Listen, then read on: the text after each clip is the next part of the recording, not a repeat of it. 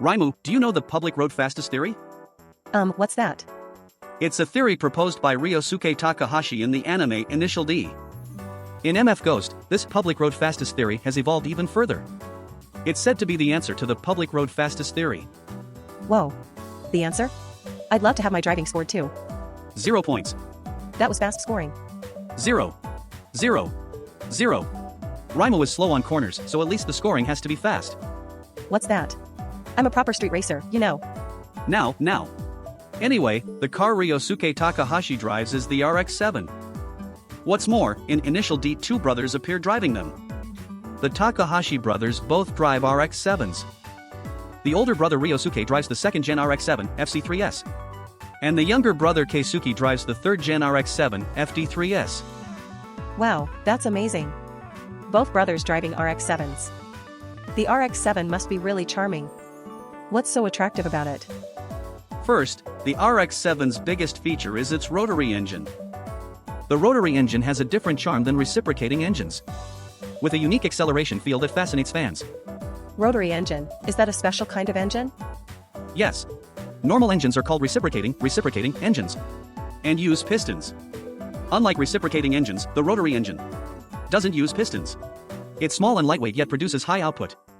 Thanks to this, the RX-7 achieves lightweight yet powerful performance.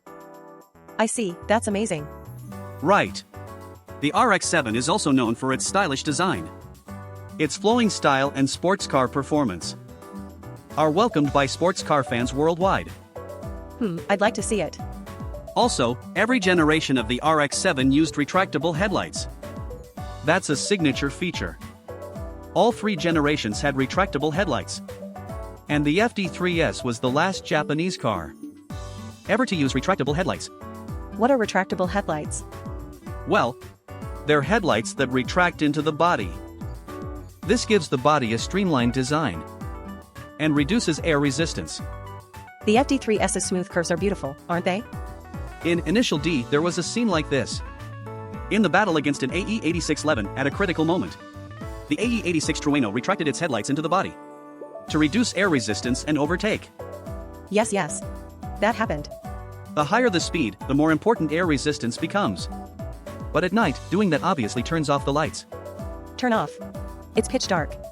Even in the dark, the car ahead lights up the road and the tail lamps glow, so it's surprisingly fine. Wait, that can't be true. Also, the RX-7's engine itself is compactly designed. But it has a solid hood section, not quite a long nose, emphasizing FR character in its exterior design, which makes it feel like a true sports car. What's FR? It stands for front engine rear drive. The engine is in front, and the rear wheels are driven. Moreover, the engine sits behind the front axle, making it a true front-midship layout. This optimizes weight distribution and improves driving performance. Oh, I didn't know that. The RX-7 is light, has a great power-to-weight ratio, and moves nimbly, which is why many drivers love it. It's also active in motorsports at home and abroad. For example, at the 1979 Daytona 24 Hours in America. It won its class on debut, a remarkable achievement. And although it wasn't an RX-7, Mazda's rotary engine won the 1991 Sierra Leonean Leone's Mans 24 Hours. Overall, that was a first for a Japanese car. The car was the Mazda 787B, weighing only 830 kilograms. Fitted with a 700 horsepower 4-rotor engine. What about the production RX-7's power? Well, the second-gen RX-7, FC3S, used Mazda's 13B-TE, with an air-cooled intercooler and twin-scroll turbocharger, producing 205 horsepower. The third-gen RX-7, FD3S, had the 13B-REW rotary engine, ultimately boosted to 280 horsepower. 280 horsepower. That matches the era's top Japanese cars. The Skyline GTR, NSX, and GTO Hyperpower. That's the simple version. Now I'll explain the RX-7's appeal in more detail. Raimu, do you want to hear? Yes. Hurry and explain. Okay. I'll explain it slowly. So, take it easy and enjoy. First, how was the RX-7 treated in Initial D? Well, in Initial D, the RX-7 played a major role. especially the FD3S RX-7, driven by main character Keisuke Takahashi. His beloved car had a huge presence in the story. His RX-7 received numerous tuning upgrades and dress-up modifications, as the story progressed, changing both its looks and performance each time. At first it had Mazda speed wheels and a huge rear spoiler. Later in the story it got the Mazda Speed Touring Kit, A-Spec full aero, and toward the end, the Reunited full aero. In the story it was tuned up to about 350 HP, becoming essential to Keisuke Takahashi's charm. Wow, that's amazing. Right, and there's more. Keisuke's RX-7 served as the ace of Project D, and later as a rival. And after main character Takumi Fujiwara joined Project D as a teammate, competing with Takumi until the very end. Wow, amazing. But there are other RX-7 types too, right? Yes, the RX-7 also has the FC3S model, which in Initial D is famous as the machine driven by Ryosuke Takahashi of the Akagi Red Sons. Ryosuke often talks about the public road fastest theory. What is the public road fastest theory? That's what I most want to hear. The exact details aren't explained in the story, but it's thought to refer to his driving techniques and strategy. Oh? Like what? Ryosuke Takahashi's driving technique refers to the superb skill he displays in Initial D. Let me explain a few of his signature techniques. What techniques? First, ideal racing lines. Ryosuke takes the optimal line through corners, maintaining speed while passing smoothly. Next, even on high-speed downhill sections, he keeps the car under perfect control. Oh. Ryosuke can extract the maximum performance from his beloved Mazda RX-7 FC3S. These techniques earned him the title White Comet of Akagi as a driver. I see, so instead of the high-power RX-7 FD3S, he chose the RX-7 FC3S for its overall balance. What are the differences between each model? Now I'll explain the specs of the RX-7 FC3S and RX-7 FD3S, one by one. Ooh, exciting. First, the RX-7 FD3S. The engine is a two-rotor with sequential twin-turbos. Engine code 13B-REW. Total displacement is 654 cubic centimeters x2, compression ratio is 9.0. Wow, is that impressive? Yes. Max output is 280 horsepower. Max torque is 32.0 kgm at 5,000 revolutions per minute. I see. Suspension is double wishbone front and rear.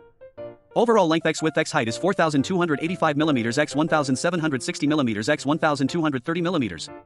Wheelbase 2,425 mm, minimum ground clearance 135 mm. Vehicle weight is 1,270 kilograms. I see. Power to weight ratio is 4.54 kilograms per horsepower. Torque to weight ratio is 39.7 kilograms per kgm. Tires, front 235/45 or 17, rear 255/40 or 17. The tires have different widths and aspect ratios front to rear. You can't rotate them like that. Next, the detailed specs of the RX-7 FC3S. Production period, 1985 to 1992. Engine, 13BT, inline 2-rotor, with a fully independent twin-scroll turbo. Total displacement 654 cubic centimeters x2, max output 205 horsepower at 6,500 revolutions per minute. Max torque 27.5 kgm at 3,500 revolutions per minute. I see. Drive, front engine, rear wheel drive.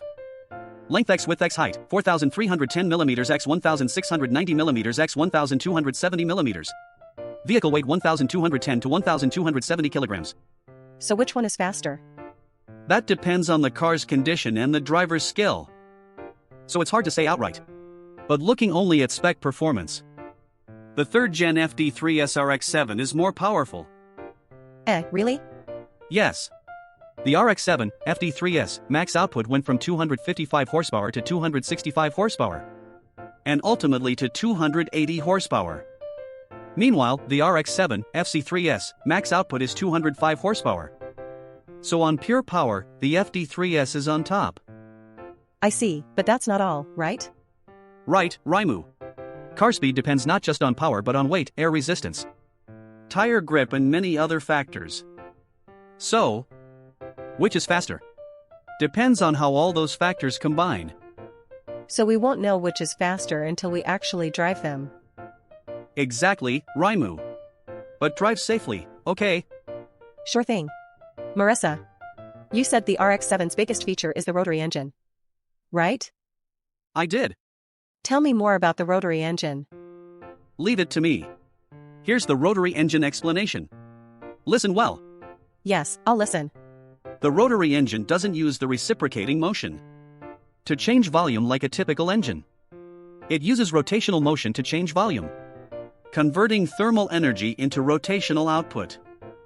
The engine was invented by German engineer Felix Wankel, and the practical version uses a triangular rotor. In an Otto-cycle engine, the Wankel engine. Oh, is that impressive? Yes, Raimu. The rotary engine's distinctiveness. First, lightweight and compactness. The rotary needs no intake/exhaust valves or similar parts, so it uses fewer parts than a reciprocating engine, enabling compact, lightweight design. I see. Next, low vibration. Because the rotor moves rotationally, there's no top/bottom or left/right end, nothing moves from one end to the other. So vibration and noise are structurally low. Got it. And high output. The rotary engine spins the rotor to perform intake, compression, expansion, and exhaust simultaneously. So compared to a reciprocating engine of the same size, the rotary can produce higher output. Yeah. However, the rotary engine has these downsides. The combustion chamber is wide, heat escapes easily, so fuel economy is poor. That's a problem. Yes, Raimu. And parts break down easily. The rotary uses many specialized parts like specially shaped rotors and apex seals, which tend to fail. Oh no. That's not all. Raimu. Engine oil also degrades quickly, that's another issue. Because of these traits, the rotary engine is used in some high-performance sports cars. But poor fuel economy and fragile parts mean it's rarely used in regular passenger cars. Even so, its unique structure and performance make the rotary engine extremely popular among car enthusiasts. Currently, Mazda continues developing the rotary engine, and in the future it may be used as a range extender generator for electric vehicles. Has anyone besides Mazda sold rotary engine cars? Actually, other automakers besides Mazda have made rotary engine cars. For example, Mercedes-Benz debuted the C111 sports car at the 1969 Frankfurt Motor Show with a 280 horsepower 3-rotor rotary engine. But compared to reciprocating engines of equivalent displacement, fuel consumption was significantly worse, so rotary engine car development was stopped. Oh, stopped? Yes, Raimu. And German automaker NSU unveiled the world's first rotary engine car, the Wankel Spider, in 1964. Wow, first time hearing of it. That's not all, Raimu. French automaker Citroen also released rotary engine cars. These makers worked on rotary engine development, but due to technical issues and poor fuel economy, mass production never happened. That's why today the image of rotary engine equals Mazda is so strong. I see. Mazda is amazing. Currently, the only production cars with rotary engines are Mazdas. Specifically, the RX-8, which ended production in 2012, was the last rotary engine car. However, Mazda still produces rotary engines, and a new rotary engine vehicle is expected in the future. Oh, that's exciting. Why did Mazda adopt the rotary engine? It's due to the rotary engine's unique traits and Japan's economic situation at the time. What do you mean? As I said earlier, the rotary engine is lightweight and compact yet produces high output, making it ideal for sports cars. It also has low vibration and low noise. Yeah. Back then Japan was in its rapid economic growth period, with highways opening up bringing a full-blown motorization age. In this situation, car development competition intensified, and to survive Mazda developed the production rotary engine car that other makers couldn't match. I see. That makes sense. By developing the rotary engine, Mazda showcased its technology and raised its brand value. The rotary engine is technology only Mazda has successfully mass-produced, symbolizing Mazda's unrelenting spirit of challenge. Marissa, how is the rotary engine's displacement determined? It's determined by the number of rotors. For Mazda rotary engines, each rotor displaces 654 cubic centimeters. Oh, 654 cubic centimeters, an unusual number. For example, 2 rotors equals 654 cubic centimeters x2 equals 1308 cubic centimeters, e.g. 13B engine. 3 rotors equals 654 cubic centimeters x3 equals 1962 cubic centimeters, e.g. 20B engine. 4 rotors equals 654 cubic centimeters x4 equals 2616 cubic centimeters, e.g. 26B engine. That's how it works. I see. But those numbers seem odd. For Japan's automobile tax displacement classes, it's converted as single-chamber volume x rotor count x coefficient 1.5. This relates to the rotary engine's characteristics. The rotary produces about 1.5 times the output of a reciprocating engine of the same displacement. So for tax purposes, the converted displacement. For one rotor, 654 cubic centimeters x 1.5 equals 981 cubic centimeters. 2 rotors, 1308 cubic centimeters x 1.5 equals 1962 cubic centimeters. 3 rotors, 1962 cubic centimeters x 1.5 equals 2943 cubic centimeters. 4 rotors, 2616 cubic centimeters x 1.5 equals 3924 cubic centimeters. I see. One rotor is equivalent to about a 1000 cubic centimeters reciprocating engine. Are there many kinds of Mazda rotary engines? There are several. Let me explain the main ones and their characteristics. Yes, I'll listen carefully. First, the 10A appeared in 1967 in the Cosmosport. The world's first mass-produced rotary engine, initially producing 110 horsepower at 7,000 revolutions per minute. And 13.3 kgm of torque at 3,500 revolutions per minute. Oh. Next, the 12A compensated for the 10A's torque shortage by widening the rotor housing from 60 mm to 70 mm. And was installed in the 1970 Capella rotary. I see. The 13A, fitted only to the 1969 loose rotary coupe, had the same rotor housing width as the 10A but a larger eccentricity, expanding displacement to 655 cubic centimeters x2 equals 1310 cubic centimeters. The 13B expanded the 12A's rotor housing width by another 10 mm, giving 654 cubic centimeters x2 equals 1308 cubic centimeters. Appearing in 1973, it became Mazda's main rotary engine. Oh, it evolved. Then there's the 20B-REW, a 3-rotor version of the 13B. The largest rotary engine ever in history. It went into the 1990 UNOS Cosmo. The largest rotary ever. The R26B, which won overall at Le Mans in 1991. In the 787B is an inline 4-rotor engine. Wow, that's amazing. Finally, the 16X is the next-generation rotary engine succeeding Renesis. Marissa, wasn't there a 13G rotary engine too? Good question. Mazda rotary engines do include the 13G type. The 13G was developed and made by Toyo Kojo, now Mazda. An inline 3-rotor gasoline engine, designed exclusively for racing cars. Oh, so there are rotary engines not used in production cars.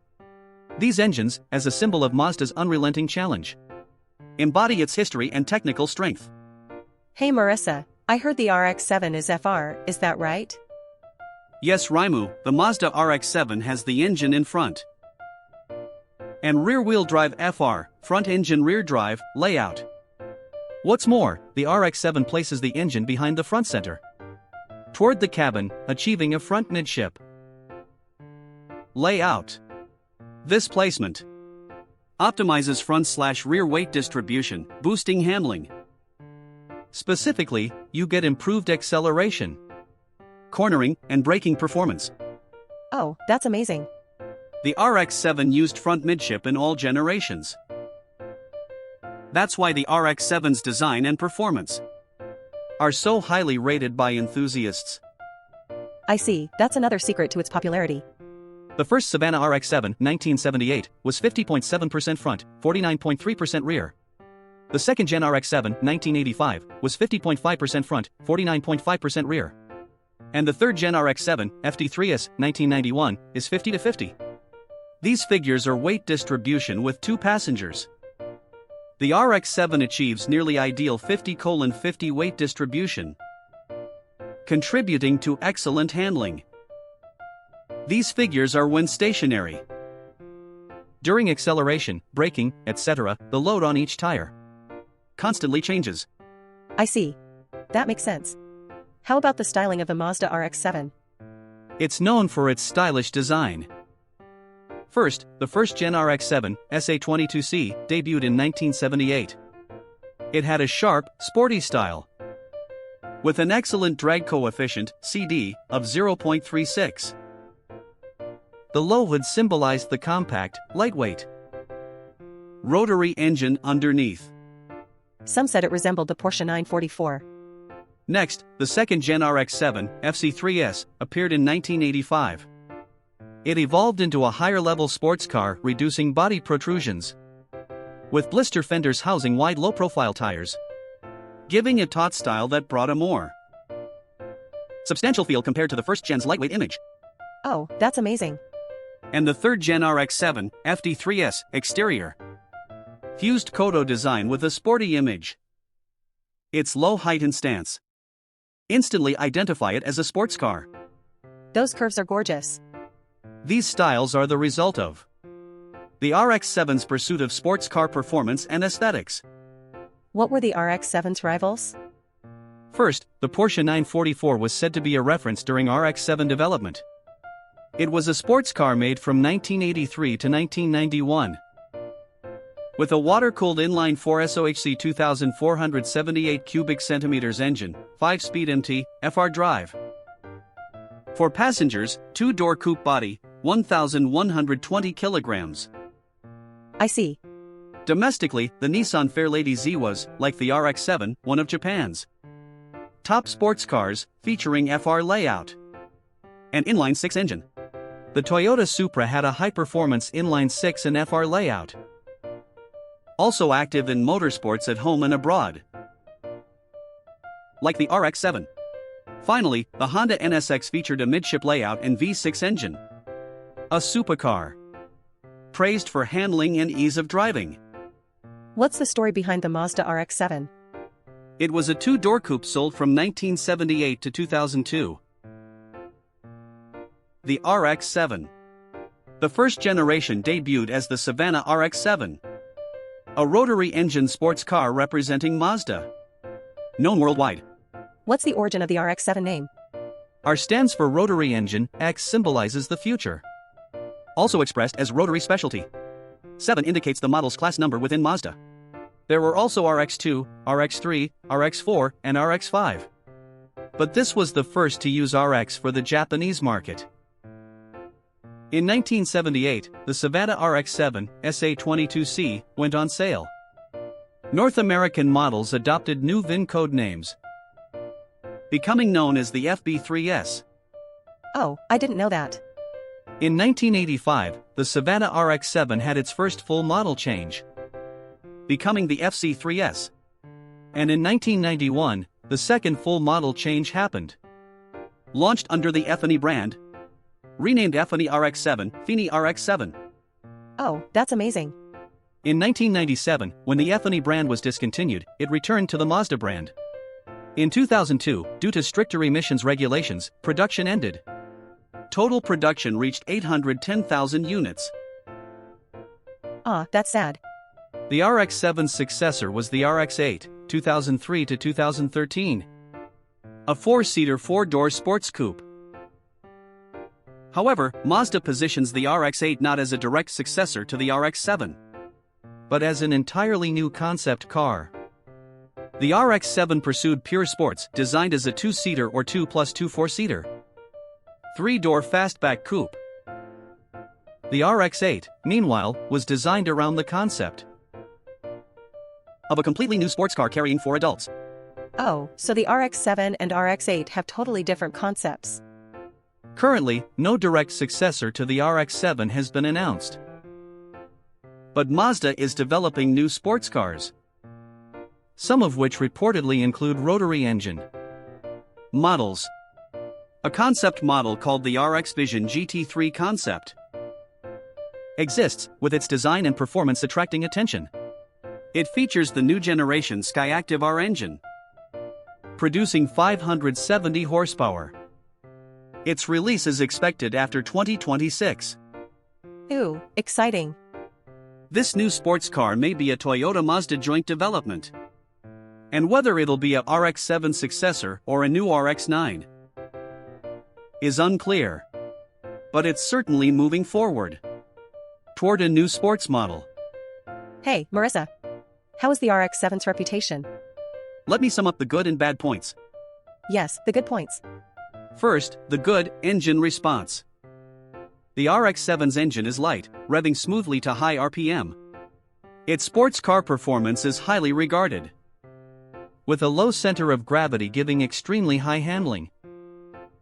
And its stylish design is another big appeal. Just owning one brings satisfaction. Acceleration matched contemporary rivals. And the first-gen RX-7's low CG design was an engineering tour de force in sports car dynamics. Yeah, the RX-7 is wonderful. The bad points: fuel economy. The RX-7 gets 3 to 7 km/L, that's poor. Also, maintenance is an issue. The RX-7 is an old car, suited for those who will fuss over it daily. And just keeping one running costs a lot. Noise is another issue if you don't rev the engine. Afterfire will startle everyone around. The driver's seat is also narrower than a Fit or Jimny. Finally, there's the used car issue. Only used cars exist, with huge variation in condition. And maintenance is tricky. As an old car, there are many issues. Still, the stylish body has a timeless, delicate design. Yes. But those quirks are part of this car's charm. I see, that's interesting. Yes, Raimu. That's the RX-7's charm. So, that's all for this RX-7 feature. Right, Raimu. With its powerful engine and nimble feel, this car has captivated many people. Marissa, I heard Mazda reunited its rotary engine development team. What does that mean? It means that on February 1st, 2024, Mazda reunited its Rotary Engine RE development group after about 6 years. The move aims to accelerate R&D of a rotary engine suited to the new era. A step toward realizing a carbon-neutral society. Oh, that's amazing. Yes, Raimu. 36 newly gathered engineers form one group, starting fresh to break through various walls in R&D. Mazda has promised that even in the era of electrification and carbon neutrality, its unrelenting challenge will bring customers exciting and attractive cars. I see. This is exciting too. Also, since ending Mazda RX-8 production in 2012, about 11 years later, Mazda resumed mass production of rotary engine cars, currently selling the Mazda MX-30 Rotary-EV in Japan and Europe. The rotary engine revival. These moves show Mazda continues to pursue the rotary engine's potential. Future development looks exciting. Yes, really exciting. Thank you for watching this far. We'll keep introducing nostalgic classic cars. If you want to see more, please leave comments and subscribe. See you next time. Until next time. So, until the end. Thank you for watching. Thank you for watching.